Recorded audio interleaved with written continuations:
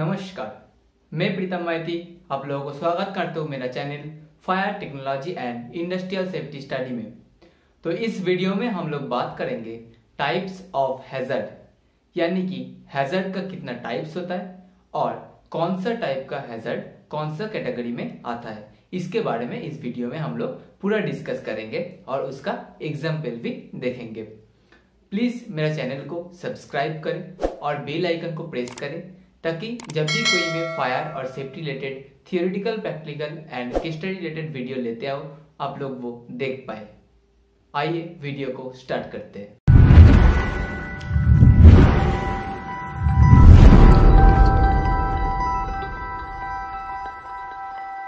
Types of hazard, यानी कि hazard का जो टाइप्स है उसको 6 ग्रुप में यानी कि 6 कैटेगरी में उसको डिवाइड किया गया, जिसका पहला है फिजिकल हैजर्ड, सेकंड है मैकेनिकल हैजर्ड, थर्ड है chemical hazard, fourth biological hazard, fifth environmental hazard and lastly organizational hazard.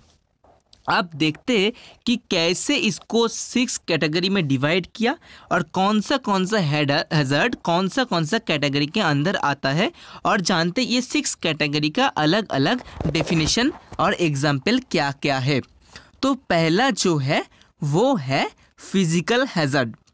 Physical hazard most common hazard होता है वर्कप्लेस में, यानी कि सबसे ज़्यादा जो हैजर्ड होता है वर्कप्लेस में वो होता है फिजिकल हैजर्ड, और वो ज़्यादातर पीपल का अनकॉन्शियसली काम करने के वजह से ही होता है। फिजिकल हैजर्ड होता है जो हैजर्ड पीपल का फिजिकल सेफ्टी को, यानी कि पीपल का फिजिकल हेल्थ को हार्म कर सकता है, उसको हम लोग बोलेंगे फिजिकल हैजर्ड। यानी कि जो सब्सटेंस, कंडीशंस या फिर एक्ट हार्म कर सकता है पीपल का फिजिकल हेल्थ को, उसको हम लोग कहेंगे फिजिकल हैजर्ड, जिसका एग्जाम्पल है fire, electricity, vibration, sleeping floor etcetera. क्योंकि अब देखिए फायर से बर्न हो सकता है पीपल का, तो पीपल का फिजिकल इफेक्ट में सेफ्टी का हार्म हुआ। इलेक्ट्रिसिटी में शॉक खा सकता है पीपल, सो फिजिकल हैजर्ड मतलब फिजिकली उसका इफेक्ट हुआ। वैसे ही स्लीपिंग फ्लोर, वाइब्रेशन, ये सब फिजिकल हैजर्ड का कैटेगरी में आता है। The common types of injury include, यानी कि फिजिकल हैजर्ड से जो कॉमन टाइप्स का इंज्यूरी होता है वो होता है स्लीपिंग, जैसे स्लीपिंग फ्लोर है और वेटी फ्लोर है, आप स्लीप कर गए तो स्लीपिंग, ट्रिपिंग, फिर फॉलिंग या फिर कोई ऊंचा जगह से आप गिर गए, फॉल कर गए, स्ट्राक बाय फॉलिंग ऑब्जेक्ट, सब होता है most common types of injury जो होता है फिजिकल हैजर्ड से। अब देखते हैं कि मैकेनिकल हैजर्ड क्या होता है। Mechanical hazard occur due to powered operation of apparatus और टूल्स, यानी कि पावर्ड ऑपरेशन करने के टाइम पे, यानी कि मैकेनिकल अगर कोई इक्विपमेंट या फिर मशीनरी से अगर काम कर रहे हो तो उस काम से या फिर उस मशीनरी से जो हैजर्ड हो सकता है वही होता है मैकेनिकल हैजर्ड। मैकेनिकल हैजर्ड का एग्जाम्पल होता है unguarded machine, machinery, vehicle etcetera. यानी कि अगर कुछ मशीन है उसका प्रॉपर गार्ड नहीं है, वहाँ से वो सब हो गया मैकेनिकल हैजर्ड। मान लीजिए आप कोई कटर से काम कर रहे हैं लेकिन कटर का प्रॉपर गार्डरेल नहीं है, तो वो हो गया अनगार्डेड मशीन और वो आता है मैकेनिकल हैजर्ड का कैटेगरी में। ऐसे ही कोई व्हीकल, जैसे वो 4 व्हीलर हो, चाहे वो 2 व्हीलर हो, चाहे वो फ्रॉकलिफ्ट हो, ये सब जो व्हीकल है ये सब भी आता है मैकेनिकल हैजर्ड का एग्जाम्पल में। According to the type of injury, जैसे फिजिकल हैजर्ड का इंजरी हम लोग देखे थे, वैसे ही मैकेनिकल हैजर्ड का जो इंजरी है उससे क्या क्या आता है, crashing, sharing, cutting, entrapment, impact etcetera. यानी कि जैसे मान लीजिए 2 बियरिंग काम कर रहा है या फिर एक मशीनरी का 2 व्हील काम कर रहा है, उस व्हील के अंदर बॉडी पार्ट्स कहीं पर चला गया तो वो हो जाता है इंट्रैपमेंट, मतलब इंट्रैप हो गया 2 वो व्हील के अंदर। तो ये होता है एक common type of mechanical injury. जैसे मान लीजिए कि जो कटिंग मशीन से काम कर रहे हैं वो अनगार्डेड है, तो कटिंग मशीन से हो सकता है कि कटिंग का चांस हो सकता है। सो वो हो गया क्या, एक common type of injury mechanical hazard का। तो आइए देखते हैं कि इसके बाद क्या है। इसके बाद जो है वो होता है केमिकल हैज़ार्ड। अब केमिकल हैज़ार्ड क्यों है मैं बताता हूँ। केमिकल इसीलिए हैज़ार्ड है क्योंकि केमिकल का जो प्रॉपर्टीज़ है वो ह्यूमन को, एनवायरनमेंट को हार्म कर सकता है। ऐसे मटेरियल्स और मशीनरी को भी वो हार्म कर सकते हैं। जैसे करोसिव अगर कोई केमिकल होगा तो वो मेटल को करोशन कर सकता है, तो वो मेटल का प्रॉपर्टीज़ को डैमेज कर सकता है। वैसे ही अगर कोई हाईली टॉक्सिक केमिकल होगा, हाईली कॉन्सेंट्रेटेड एसिड या फिर बेस होगा, तो वो ह्यूमन स्किन के ऊपर या फिर ह्यूमन बॉडी के ऊपर वो इफेक्ट करता है। एनवायरनमेंट का जो पॉल्यूशन होता है उसमें केमिकल हैज़ार्ड का भी बहुत बड़ा भूमिका रहता है, इसीलिए केमिकल को हैज़ार्ड कहता है। सम केमिकल जो नेचुरली होता है उत्पन्न और कुछ होता है जो मैन्युफैक्चरिंग किया जाता है। दोनों टाइप का केमिकल को ही हम लोग केमिकल हैज़ार्ड के अंदर में डालेंगे। इसके बाद देखते हैं कि केमिकल हैज़ार्ड का एग्जाम्पल क्या है।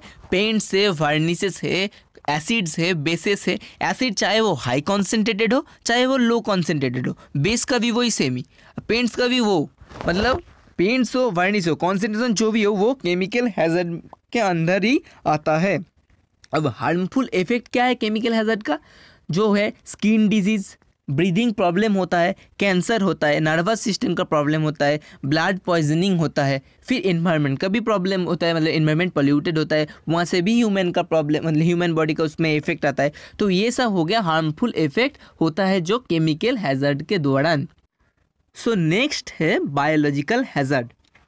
There are some micro organism and organic substance जो ह्यूमन हेल्थ को अफेक्ट करता है। जैसे फिजिकल हैज़ार्ड, केमिकल और मैकेनिकल हैज़ार्ड फिजिकल हेल्थ को अफेक्ट करता है, वैसे ही कुछ माइक्रो ऑर्गेनिज्म और ऑर्गेनिक सब्सटेंस यानी कि बैक्टीरिया, फंगी, वायरसेस, पैरासाइट्स है जो ह्यूमन हेल्थ को अफेक्ट करता है, उसको हम लोग कहेंगे बायोलॉजिकल हैज़ार्ड। ये बायोलॉजिकल हैज़ार्ड मतलब बहुत तरीके से स्पेयर्ड हो सकता है और वर्कर्स को मेनी वे में ये रिस्क पहुंचा सकता है। जैसे आप लोग देखते हैं अभी जो कोरोना वायरस है ये भी एक बायोलॉजिकल हैज़ार्ड है जो पूरा वर्ल्ड को ही एक तरफ कर दिया है। तो एक बायोलॉजिकल हैज़ार्ड का स्ट्रेंथ बहुत होता है, ये मतलब नुकसान पहुंचाने में physically as well as mentally. So इसके बाद जो आता है वो होता है एनवायरमेंटल हैज़ार्ड। अब environmental hazard are the condition and events that have a potential to harm environment and people's health। कुछ कंडीशन और इवेंट होता है जो एनवायरनमेंट को हैज़ार्ड, मतलब एनवायरनमेंट को पॉल्यूट करता है और जिसके वजह से पीपल हेल्थ के ऊपर उसका इफेक्ट आता है। तो उस इफेक्ट के वजह से पीपल हेल्थ खराब होता है, यानी कि जो इवेंट्स और कंडीशन एनवायरनमेंट को पॉल्यूट करता है और एज वेल एज पीपल का हेल्थ कंडीशन को भी ख़राब करता है, पीपल का फिजिकल हेल्थ को इफेक्ट करता है, उसको हम लोग कहेंगे एनवायरमेंटल हैज़ार्ड।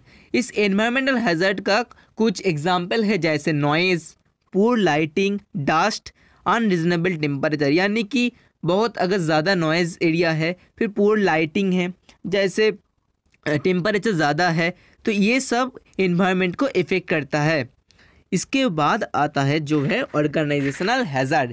ये भी एक हैज़ार्ड है जो कि होता है ऑर्गेनाइजेशन में, यानी कि आप जहाँ पर भी काम करते हो वहाँ पर की वर्कलोड के वजह से, वहाँ पर की जो इन्वायरमेंट है उसके वजह से, वहाँ पर जो आपका वर्कर जो है उसके वजह से आपको नुकसान पहुँचता है, मेंटली नुकसान पहुँचता है ज़्यादातर।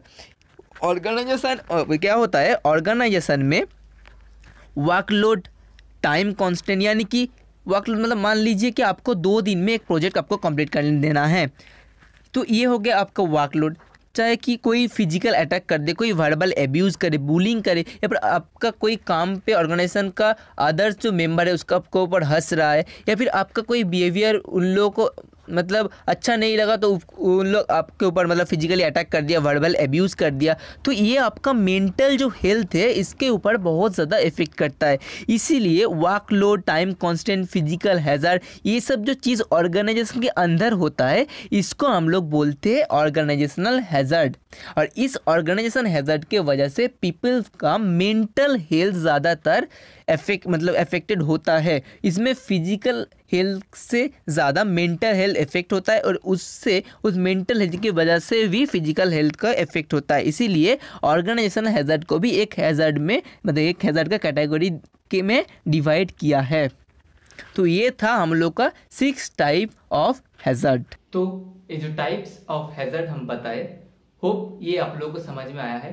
अगर किसी भी पॉइंट पे आपको समझ में नहीं आया है तो प्लीज मेरे को कमेंट करके बताइए, हम उसका जवाब जरूर देंगे। अगर अच्छा लगा है तो वीडियो लाइक करें, शेयर करें, कमेंट करें and please subscribe my channel fire technology and industrial safety study.